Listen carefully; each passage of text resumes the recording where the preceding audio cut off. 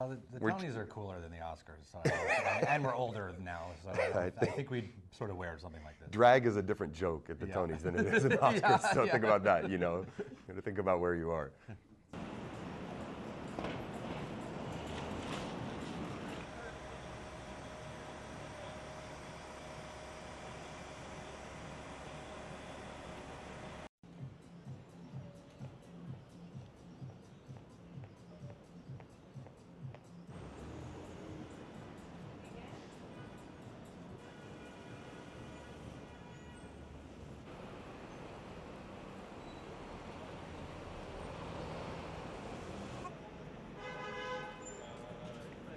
We grew up around a lot of Mormons because there's a lot in Colorado too, and so at a pretty young age we started to hear about the stories and just in that part of Colorado too, you know, there's just lots of tales about like Alfred Packer, who we made our first musical about, and then you hear about all the Mormons who passed through Colorado. It's just a very pioneer kind of state to grow up in, so you're always hearing those kind of stories, and I think it all started from there.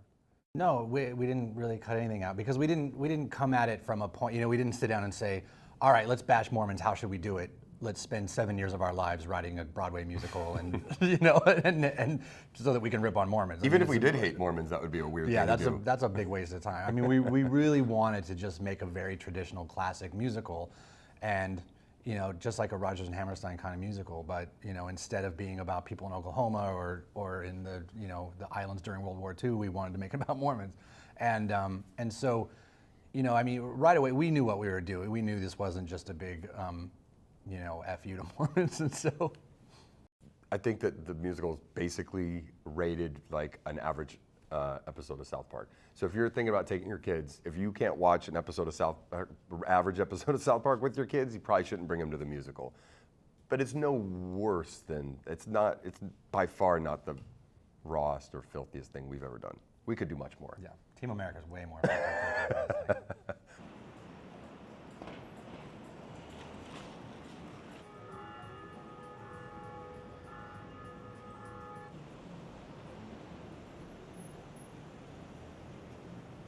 We're hearing that a lot, even from Mormons, that it's sweet, because it is. I mean, it wasn't a big surprise to us that Mormons would like it.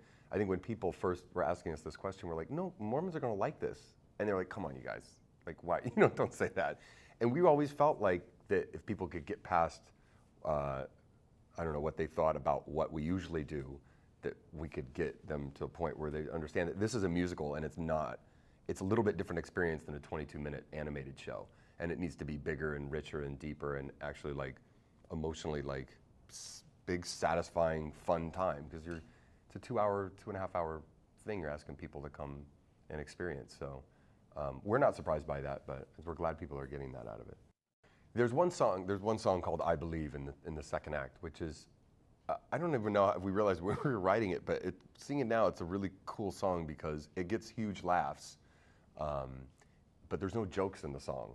It just is a devout Mormon saying, I believe in this, this, this, and then you kind of do the rules of 3 in comedy, and you put the third one, you put a fact there that's pretty funny, and people laugh at it. So it's this whole song that gets huge laughs, and it doesn't have a single joke in it.